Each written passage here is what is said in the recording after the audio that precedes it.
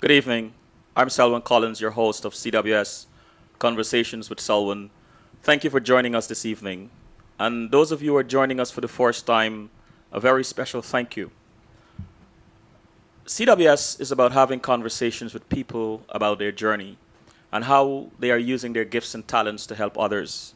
How are they making a positive contribution to humanity? As such, I'm often looking for people who are doing things extraordinarily well or doing extraordinary things. And I invite people to come here every week to share their story, share their journey, because I believe that each of us has a story to tell. And it's by sharing our stories that we best connect as human beings.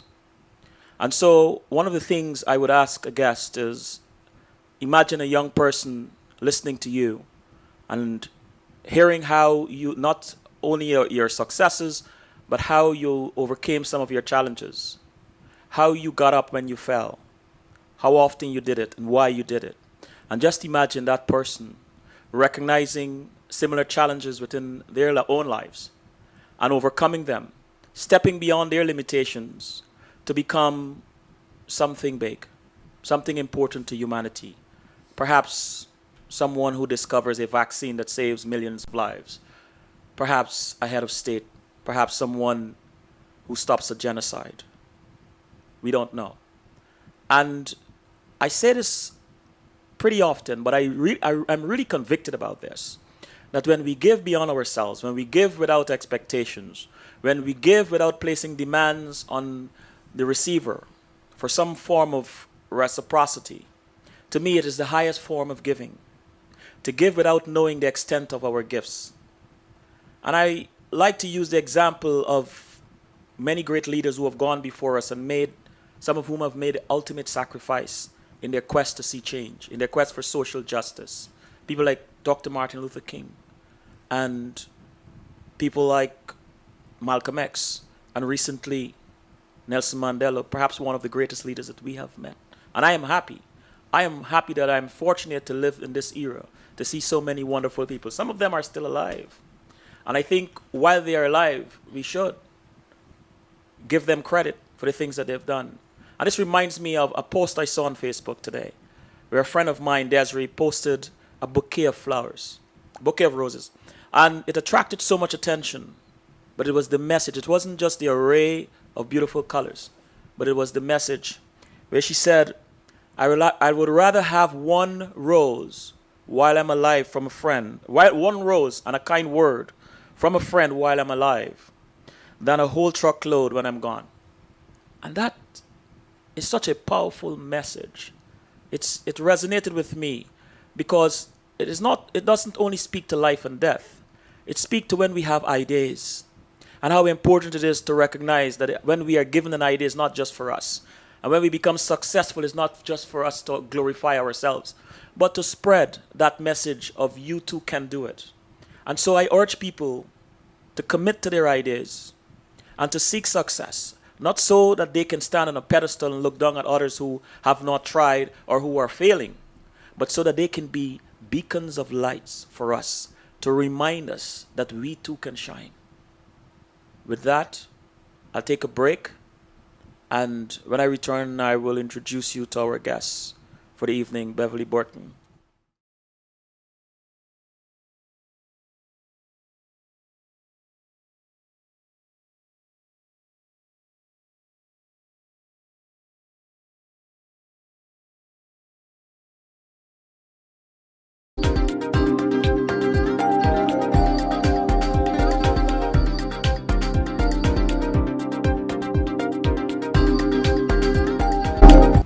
We are back, and those of you who are joining us for the first time, I'm Selwyn Collins, your host of CWS Conversations with Selwyn.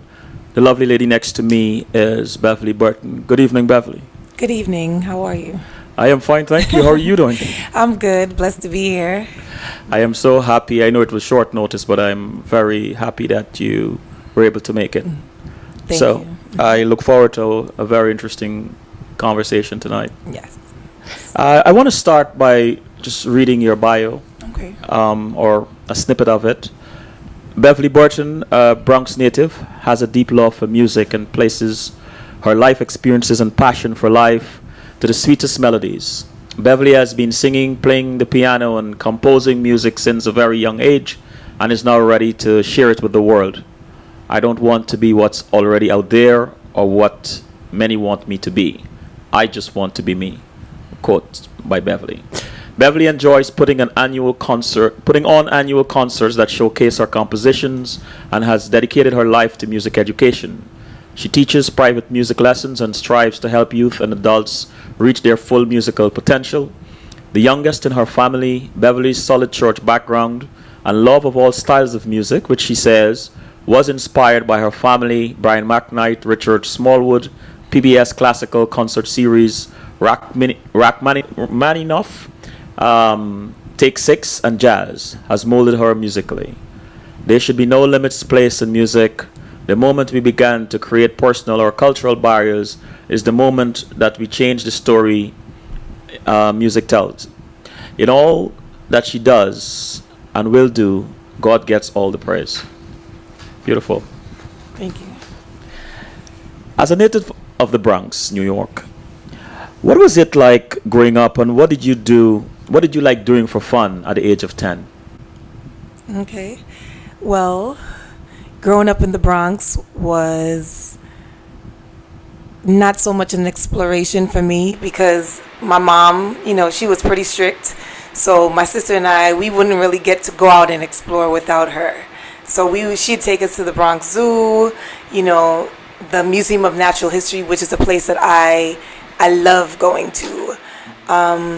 We went to church, of course, and we went to the local supermarkets. But as far as really getting out, it was, more in an organized way. Whether we went to piano lessons or to school or to, after school activities, that's what we would do. Oh. So I didn't really get a chance to explore the Bronx personally, but I would say that at the age of 10, we always had something to do that was constructive, or talent building or reading a book or something like that.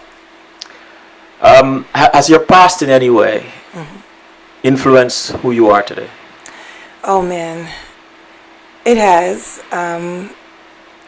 Being that we always had something structured to do, I feel like that's how my life is, very structured. I don't like to waste time in any way, and I feel like when I instruct my students or share music or teaching or any part of me with someone else, it's always, how are you going to make your life better? What are you going to do to make a difference, in the world around you? How are you not going to be lazy? So I feel like, growing up under that, parentage did help me to be a very structured person and to share that with my young people, because I realize sometimes young people could be very disorganized or not know what they want to do, and sometimes they wait too late in life to begin, and it's just like, get it done now so that you'll have much more time and you can have a better influence on your group of people or your age group.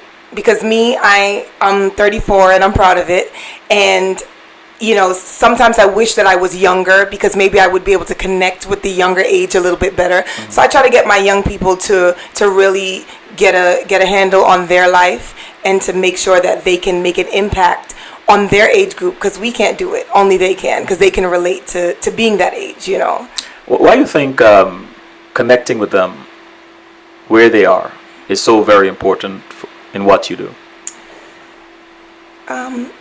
It's important because you never want to take someone out of their comfort zone. You want to allow them to feel that there are possibilities within their range and within their scope. A lot of times we look at people on TV and we're just like, well, we could never get there, or we can never do what they do or have the impact that they have. But they're regular people just like us. They just had maybe a better opportunity or an opportunity that we're waiting for. So we don't have to wait for that opportunity. We could start now, and the opportunities will find us at work. And, so I like to let people know that where they are is good enough for them to give 100%. Tell us a bit about your music motivation. Why teach and why focus on the youth? Wow. Growing up, I love my music teacher. Growing up, I only took piano lessons for a couple of years. My music teacher would give me classical pieces to play, and I'm a very creative, outside the box person. So, I'm practicing at home, I'm doing different things, throwing some gospel on it and just being creative with the music. And I'd get there to piano lessons and she'd say, okay, Beverly, play your piece. And, I was young, I was like 8, 9. So I would start off good, and then all of a sudden I might play a motif that I created within the song, and she was just not happy with it at all. So from that, I found that I didn't really enjoy music as much as I really wanted to. And then eventually she said, to my mom, Miss Burton, Beverly's not really staying within the structure of, the ideas of the composers like Mozart and Beethoven. And I think that maybe this is not for her. And at that point, my mom took me out of piano lessons because of the recommendation of my piano teacher. And so when I deal with my students, I kind of try to get them to have a level of enjoyment with the music, and to just be able to relate to the music and see how they are a part of the music, because the composers were creative as well. That's how they compose the music. So we don't want to take the creativity out of these young people. We want to just keep them interested in the music and then get them to be able to relate whatever process it takes in the music to their everyday lives. But do you think, I'm listening to you and I can see the dilemma, especially from that teacher, in that here I'm teaching students, and I discipline and obedience is very important. Obedience to learn a particular way. But I'm with you on this. I'm a creative type and I love to bend and flex and so on. But therein lies the conundrum, in that how do you allow a child his or her freedom to create, and at the same time teach them the importance of obeying a structure? How do you, as a teacher, how do you handle that? It's negotiation. It's meeting them where they are. So you give me what I need, and then you can have your flexibility. So I will always say to my students, play it the way that it's written and the way the composer intended first. Right. And then, then you do what we would call your remix. So she should have negotiated. She should have negotiated. Absolutely. Gotcha. Absolutely. So that's kind of where my drive for teaching came in. And then there was a point in time when I was teaching in the Board of Education, and constant use of your voice and misuse of your voice in that light, I developed an issue on my vocal cords. So I wasn't able to speak or sing for about a year because of it. And it was at that time where I just saw the importance of building talent from a young age. Because you could move that mic towards you. Okay. Yeah. There you go. So it's kind of like I felt like, well, in certain communities, let's just say for instance, singing is looked upon as just a natural raw talent that doesn't necessarily need to be cultivated. But there are techniques to singing. There are techniques to good singing. There are techniques to voice preservation. And through that time where I was not speaking or singing, I would find like really creative ways to teach. And I was able, through God's help, to keep all of my students, because they would understand me and just my teaching style. I didn't have to really speak. They knew exactly what I needed from them. They knew that the snapping meant count on the beat, and for a whole year, this is how I taught. And I read a lot of books on vocal training, and because I was really interested to know, how does the voice in singing and speech work? And it was that in that time that I really developed a love for teaching, because I said, if I ended up in this space because I didn't have a technique, because my family members didn't see a need to send me to vocal training because it was just something that you do. You know, you pop out and you're singing.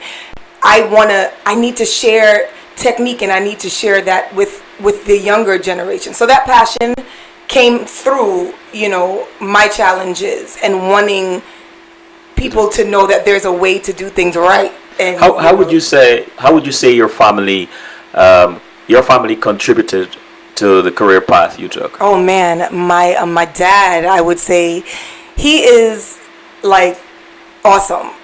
He passed away when I was 12, but condolences. I can just remember for family times when we used to come together, family worship when we came together, he would play the piano. So he's a pianist. He read music, but mostly he played by ear, and he sings. Amazing tenor voice. And when I remember being around 4 or 5, and my sister also plays and sings as well. So it's kind of like a family thing, but he would say, okay, you know, you guys get on the piano and you play the songs. We're like 4 or 5, maybe 5, 6, because my sister's a year older than me. We don't know any songs. We'd sit on his lap at times and he'd play, and, you know, then he'd make us play. But we'd be playing, you know, just randomness. I would even say foolishness, you know, in the eyes of a child. You know, you're going along with the beat, but it really didn't make sense. But over time, it started to make sense, and both my sister and I, we developed our ear training and our ear skills, being able to play, just because he pushed us to play on the piano even before we really knew how to. But he saw that vision, and yeah, so that's how my family, I would credit that to my dad. So do you recall any special words? Let's take your dad first, mm-hmm. because, you know, he's not with us anymore. Mm-hmm. But do you recall any special words of wisdom from him that still resonate with you today? I don't recall any words of wisdom that resonate in my mind to this day, but his actions mm-hmm. is something that resonated in my mind. There was not one time that, you know, he didn't come home from a long day of work and not sit with us and sit on the piano and show us different things on the piano. There was not one day that he didn't come home and bring us something, even if it was down to a lollipop. Mm-hmm. He always had something for us. You know, there was not one time that when we did go with him out on the street that I wasn't on his shoulders and my sister wasn't in his arms. So his actions just spoke so clearly that it was just, you know, that in itself just shows a caring, you know, intuitive person who sees the good in others mm-hmm. and just wants to bring that out. So I think that he shared that with me. You know? And your mom? And my mom she's a singer. She's very shy. So I've gotten her to sing in the choir with me over time, but she's extremely shy. But with my mom is a go-getter. And if she puts her hand to something, it's going to get done. And I find that not musically, but I find like when it comes to my passion for music, mm-hmm. sticking to running a music school for all these years and not giving up and, you know, promoting and just sticking with that, I know that comes from my mom. So my family, you know, they're doctors and nurses and lawyers, and I'm the only musician, you know, self-proclaimed musician. But just watching them and their actions, they've really inspired me. So actions really spoke loudly to you. Absolutely. From both of your parents. Yes. Amazing. And for young people who are listening tonight, mm-hmm. What advice can you give any one of them who wishes to learn music? The advice that I can give to young people tonight is to do it, and to do it with passion. Because without passion, music is just tinkling brass and just noise. But when you put passion on it, it turns into something beautiful. And to stick to it, you know. Talking about passion, mm-hmm. and in your opinion, how is your passion for music as a child mm-hmm. contributed to your commitment to it today? Just to see how, and again, I love my piano teacher, I really do. Uh-huh. But in a way, you know, just to think back on how she told my mom that not to bring me back that maybe this wasn't the thing for me. It's really inspired me, you know, how the public schools have the saying "no child left behind." That is the thought pattern that I have when I meet every single child. You know, some children are really strong with air training, some children are really strong sight readers, some children are really creative at it, and you won't find any student that mirrors the next one. They all have strengths in different areas. Mm-hmm. But it's up to me to be able to harness that strength and to find a way to get it out of every single child. So for me, I never say never about a child. Never. Even if they play one note and that's all they do for their musical career, they're going to play it with passion. Okay. You know, so. That's interesting. What are some challenges you find in teaching music, and how do you cope? Good question. Challenges in teaching music, I would say, lie with, you know, more so the parents, probably. You know, whether it's lack of knowledge about the art or about what it takes to get, you know, a child to move forward and progress in music. And it's a challenge, you know. I don't think any parent is deliberate about, you know, the way that they get their child to practice, but practicing is the challenge. It's never me being with the child, but it's always them coming back the next week and not having practice. Mm-hmm. And a lot of times, you know, the guardian might view me as the music teacher, and that's all it takes for a child to learn music. But the groundwork is actually the most important part of a child's musical experience, what they do outside of the 30 minutes per week that they see me. Mm-hmm. And, you know, because it's not required sometimes, you know, the children either might feel like they're not going to get in trouble for it, or the parents might get tired because the children might complain about it a lot. So they're just like, okay, this is not a school grade, you know, it's not going on their report card. So, but the challenge for me as a music teacher is to just get everyone on board. And once everybody knows what their role is, then the child could make the ultimate progress, you know, in music. Talking about mom and how shy she is, what story would you say she always tells about you? Well, a story that she does. I don't really think that she tells a story because she'd never do it in front of me because I'm shy. But what my mother will always say is that Beverly can do anything and everything. I like that. She will always say that. And one funny story that happened was I recently, my South Africa trip that we were talking about earlier, I came back so inspired that I decided to buy a cello.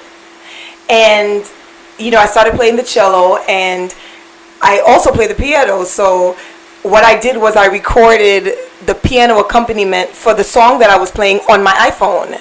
And I put it into my computer speakers so that the piano accompaniment can be playing while I play my cello. So my mother rushes downstairs to my apartment, and she looks in, and then she says, "Oh, I thought you were playing the piano and the cello at the same time."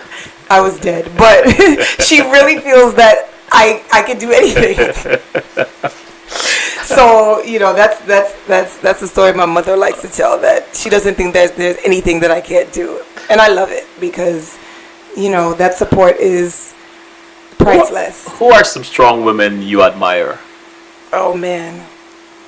That's a good question. Should have thought about that one earlier. My sister. Uh-huh. I really admire my sister. I think that she inspires me to be more and more like her because she's definitely no nonsense. She gets what she has to do done. And I admire people of strength, you know, because in our society, I'm starting to realize that we become extremely dependent. And not to say that we shouldn't, but, you know, there's a scripture that says, greater is he that is in me than he that is in the world. Mm-hmm. And it's just like, when we rely on ourselves first, then we're not really worried about what other people can do for us, but it's just a matter of getting done what we need to do, and kind of, getting to that purpose of why we're put on this earth to do, which is like what some of the great names that you call, Martin Luther King, Nelson Mandela. They didn't worry about what the crowd was thinking. They worried about what their goal was, what their purpose was, and they met it. So my mom, my sister are definitely inspirational women in my life. Yes. Let's take a break. Okay.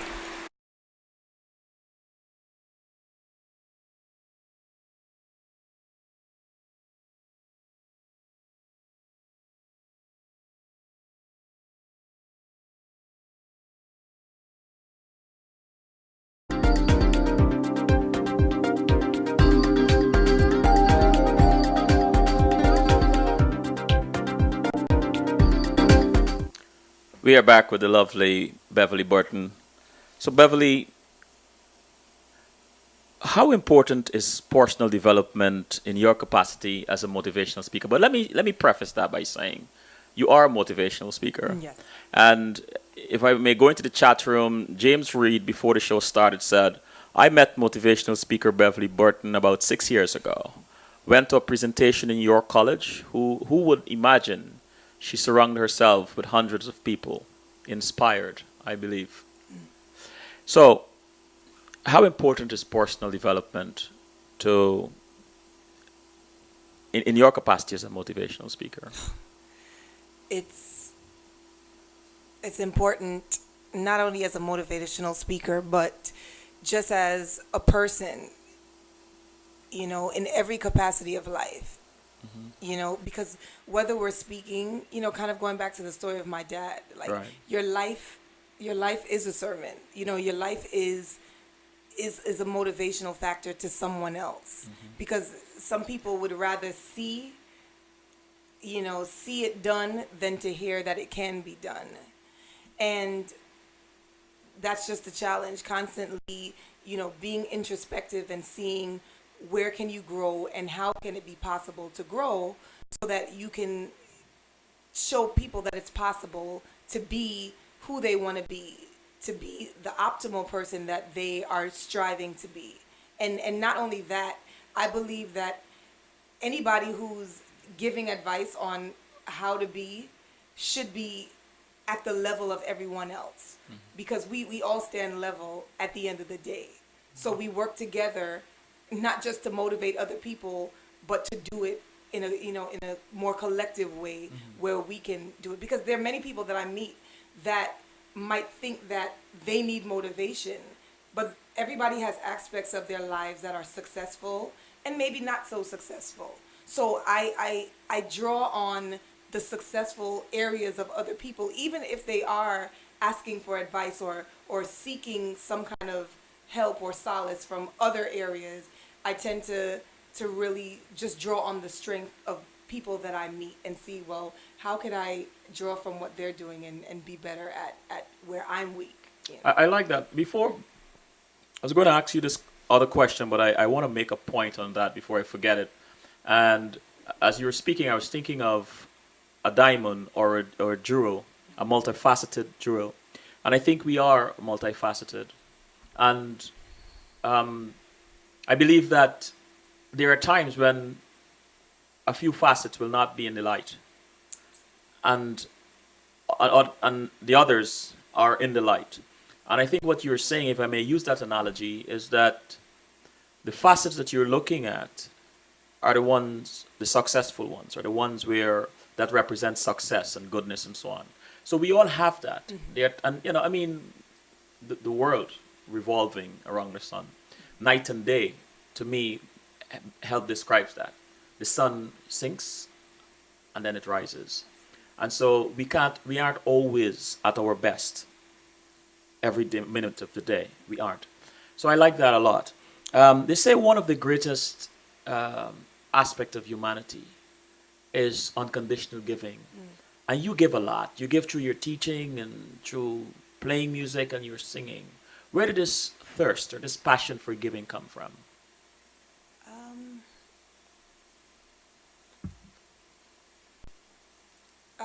That's a good question.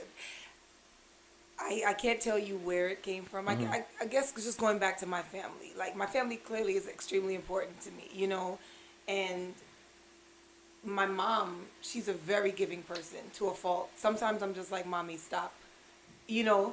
And when I realize it, sometimes I look at myself and I'm just like, wow, I'm just, in certain aspects, I am just like my Hmm. mom. But I like to give because I feel like today is all we have. I don't want to hold on to anything and know that tomorrow I might not be able to give it. So with that in mind, I try to just give all I have, and then knowing that I've always realized that I've always had. I've never been without. Never been without college, and not just only financially. I'm talking about with friends, with love, with support, with encouragement. I've never been without. So for me, I'm not afraid to empty myself. It does get challenging because no one wants to empty all that they have, because that's a part of vulnerability. But there's a Right. point where I'm not afraid to empty myself, because when I think back on how blessed I am, not because of what I've done, but just because God is just that good, Hmm. that I'm not afraid, because He always just gives back, and I'm just like, I don't deserve all this, so I'm not afraid to give in that light. So because I always feel like He just has my back, and I can appreciate that.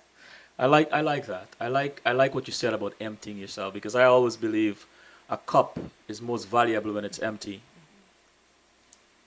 There you go. Yes. Let the wise understand. That's it. um, Talking about mom and your sisters and growing up and so on, can you give us a glimpse into the life of the 15-year-old Beverly, who she is today, and who do you believe she's evolving into? Mercy. Oh, the 15-year-old Beverly was unsure of things. The 15-year-old Beverly didn't know, you know, she didn't know what she had. I remember my high school friends will say to me, I remember when you used to sing and play at chapel, or sing, and, so I'm not surprised, that you're doing all this with music today.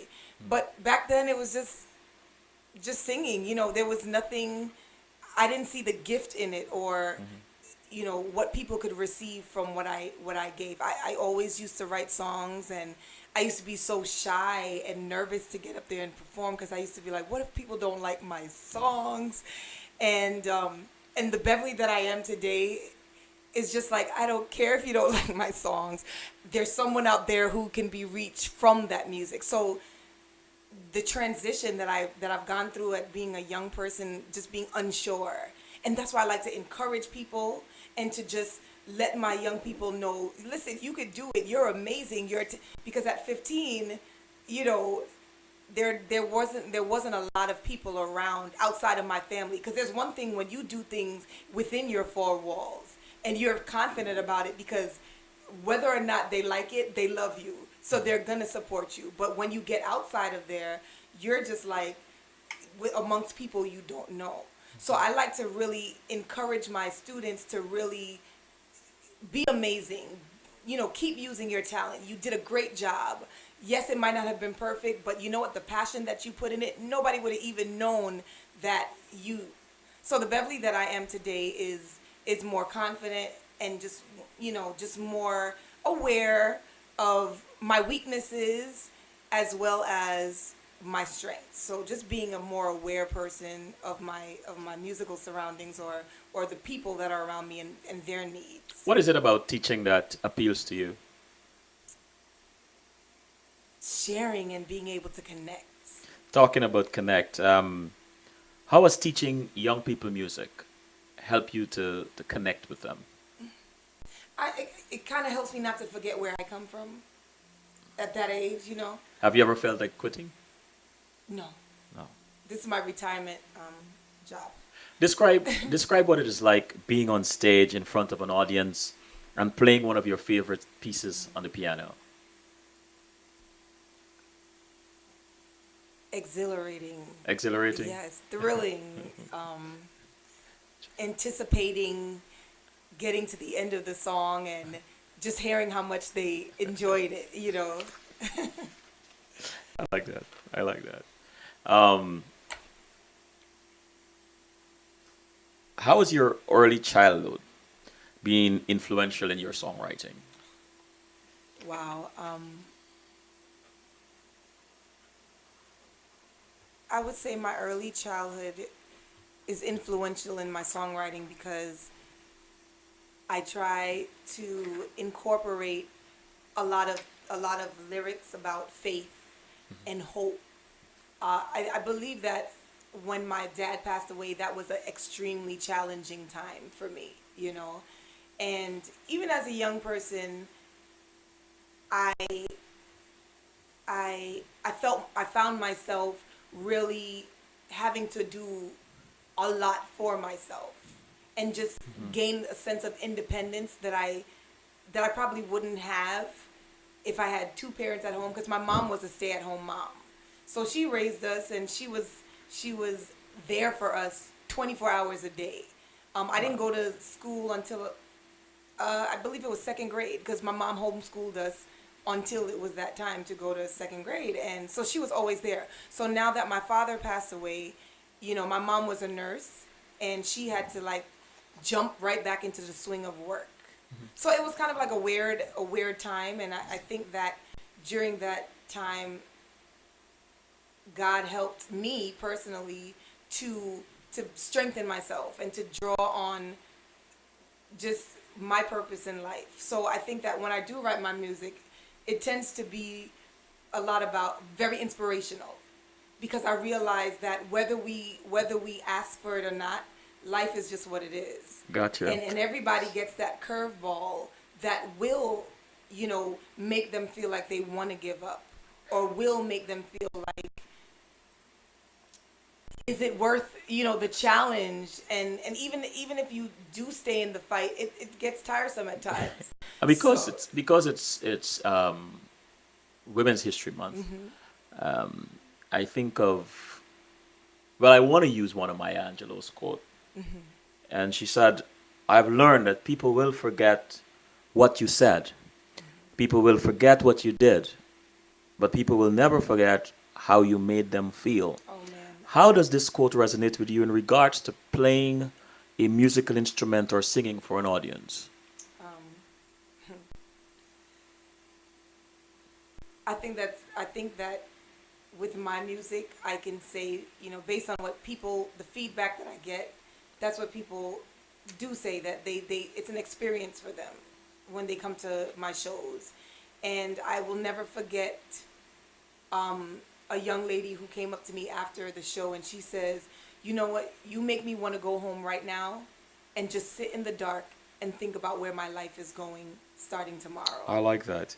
Could you tell us a bit about you as a singer, your love for music, and why you teach? Why do you teach classical music of all things? Uh, you said my love for music Hmm. as a singer, Right. and why classical. And why classical? Okay. Well, classical, I'll start on that side Yes. before I go to my love for music, because I love it. But with classical music, I find that it's the basics, it's the basis and the building block for any kind of music.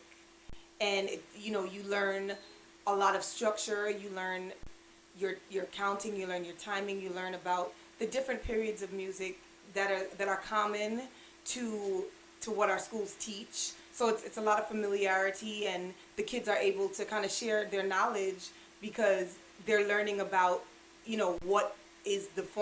what's formally taught in school.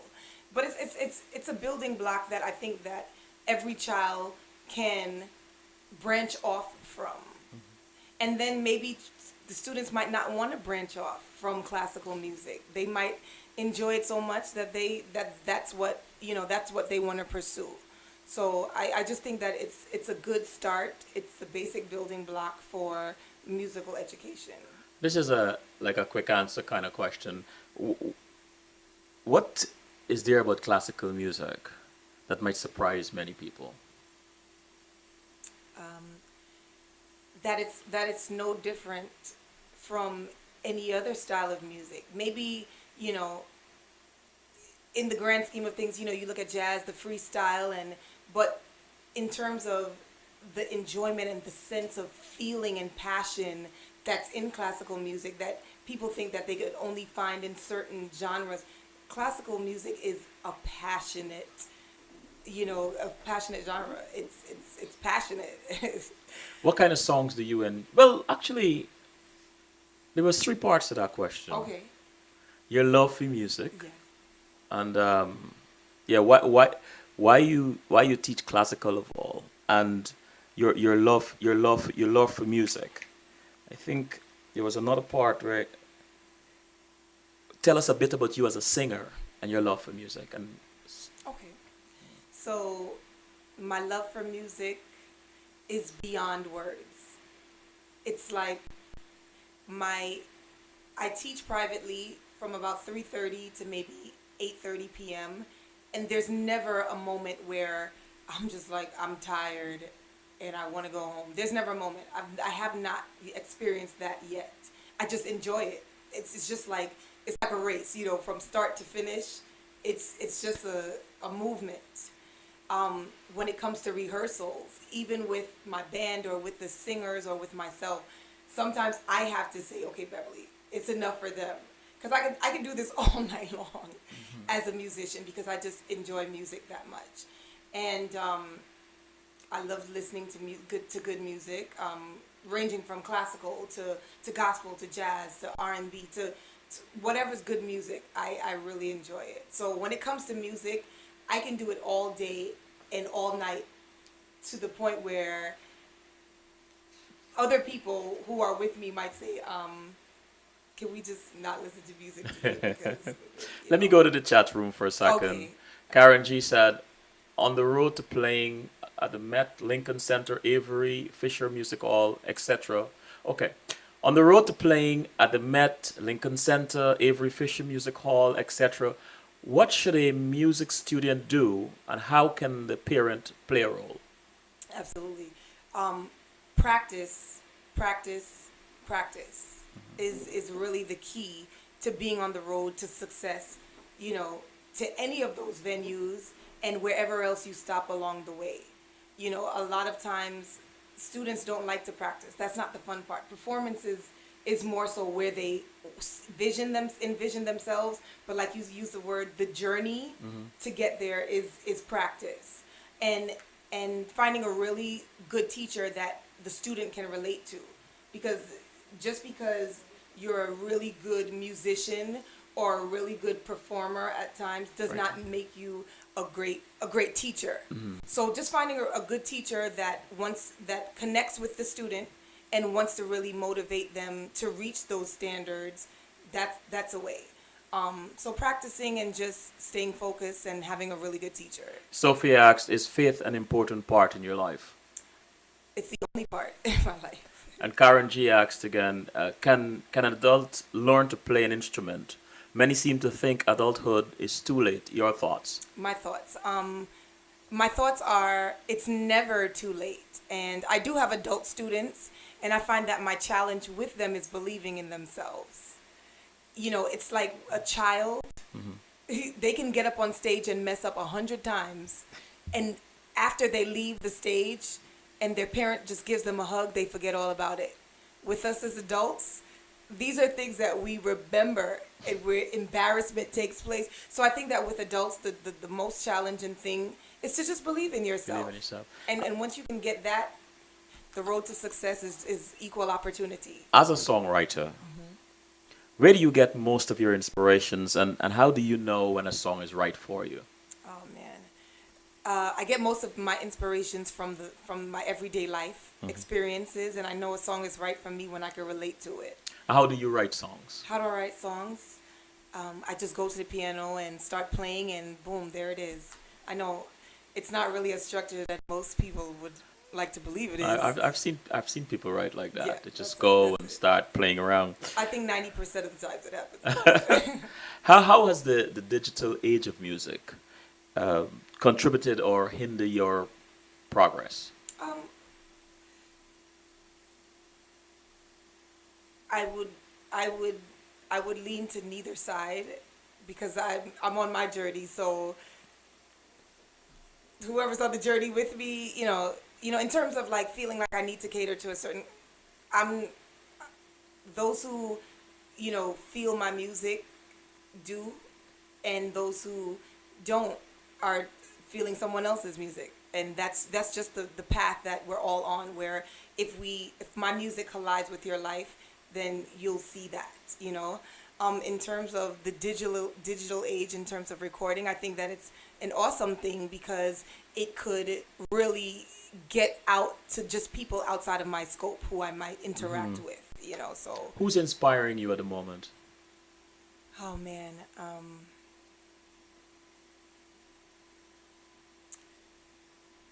Who's inspiring me? As a musician. Yes. Who's inspiring me at the moment? Uh, a lot of artists are inspiring me. I really enjoyed Beyonce's her what's it called? Her wow, I lost the word. I enjoyed her biography, or the performance that she had out, that kind of talked about what she goes through on the road, and writing her music and where her inspiration comes. And I just see how hard she works. And a lot of other musicians who do have their biographies or their life stories on TV, and just show how they are moving forward in their career. Those are the people that inspire me. And not just musicians, but anybody who just does what they do with a cause and a passion. What did you discover about yourself? Um, the Let me see how to phrase this. What did you discover about yourself the first time you played in front of an audience and they really applauded? Oh man, that's a great question. I discovered how shy I was, Shy. for lack of a better answer. Are you still shy? Am I? I am. I'm a little shy. Yes. And how do you deal with that? How do I deal with that? And I'm only asking you this because you're a motivational speaker, and I imagine Absolutely. somebody listening to us is shy. Absolutely. How do you deal with that? By by trying to get to know myself. By trying to get to know myself. Like on Mondays, I have a pretty flexible morning. So what I do is, every Monday morning, I get tea and a notepad, and I sit on my couch, and I try to review my past week, and things that didn't work out so well, things that I would consider a weakness, things that I would consider a strength, and then I plan out how I can improve upon my next week. So with that, there are things that kind of catch you off guard when you're shy, whether it's, oh my goodness, everybody's looking at me. But when you start to know yourself, then you kind of know what people are looking at. You kind of know what they're seeing. Because I don't think that there's anything wrong with being confident in Yes. who you are. And a lot of times we're not confident because we don't know what we're working with. So we have to get to know ourselves. Like that's the only way that we're really going to overcome certain issues that we have, by knowing ourselves. What do you say to, and this happens among adults surprisingly a lot, but what do you say to young people who are faced with their peers mocking them because they're too confident? What do you say to a person who comes to you or is dealing with that they are confident, and every time they do something that requires confidence, their peers or somebody is knocking them? Like this foolish thing we have in the black community where young people are ridiculed for being bright. How do you deal with that? Well, I would just say, continue to be who you are. Just continue to be who you are. Not, and again, going back to what I was speaking about, those who connect with my music. I don't believe that everything is for everybody, but I believe that there's something for everybody. So maybe the people that are ridiculing people who are standing and being that beacon of light that you spoke about earlier in the introduction, they just need to continue to shine their light, so that those who need to see it will see it and will recognize the strength in it and not the competition. Karen G said, songs a little like Shauna telling you what she like about music. Say that one more time. Songs a little like Shauna or Shawana, sorry, Shawana telling me what she like about music. When did you realize you were on the right track, doing what you love and what you're passionate about? When did that come to you? When I was happy, What makes you happy? what makes me happy? Or when are you most happy? When I'm teaching music. Have you ever performed on stage with any of your students? Oh yes. What I was that? What always was that like? It's amazing. It's amazing, like because I really feel like my students, they're very motivated, they're very driven, and they inspire me. So to have them with me, it's twofold because I want them to know that we are again all level, which means that there's no, they might sit in the audience and be like, my teacher, she's doing this, but I want them to feel like they can achieve whatever they think someone else who's at a higher level can achieve. That's one. And then I get to stand there and just be proud of them and feel like, wow, they're doing it. And so it's twofold. It's one where they're feeling like they can achieve something at an early age, and then I'm looking at them like, wow, look what they're doing. Give us one thing you have learned from them about themselves, and one thing you've learned about yourself playing with them on stage. One thing I will say that I have learned is that young people and children are people. That a lot of times, we don't recognize that they come with so much knowledge already. Like we look at them as empty slates that or an empty cup that we're gonna fill. But they already come with prior knowledge about the world that's around them. They're already soaked up so much, especially in this age where internet, they have phones at such young ages, and they're just exposed to so much that they know a lot. And even their weakness, it's not a moment to reprimand, but it's a teaching point where you can help to get them to understand what needs to be done. Because I just think of growing up, and it's just like, if we didn't do something the way it needed to be done, we might be reprimanded for it. Yeah. Versus someone looking at us, or our teachers looking at us and saying, this person already comes with prior knowledge.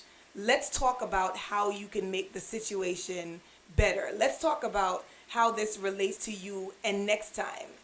So when I look at my kids, I have to always say, they're not too young to have a conversation with and to talk to and to get them to see, whether they need to do something better. Or so I don't really reprimand. I try to have a Karen G conversation. said, I attended one of your recitals and I love how you get the parents involved.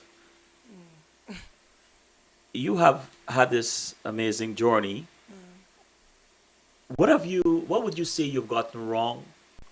And just one of each, and you have gotten, let's say two, and you've gotten right so far in your endeavors. Well, time management. You got that right or wrong? Wrong. Wrong. A lot of times I enjoy teaching so much that I run over time. So, just keeping the schedule in line just a little bit better. And, the business aspect of running my school, because I would say that I'm more creative and more of a musician than I am of a businesswoman. But,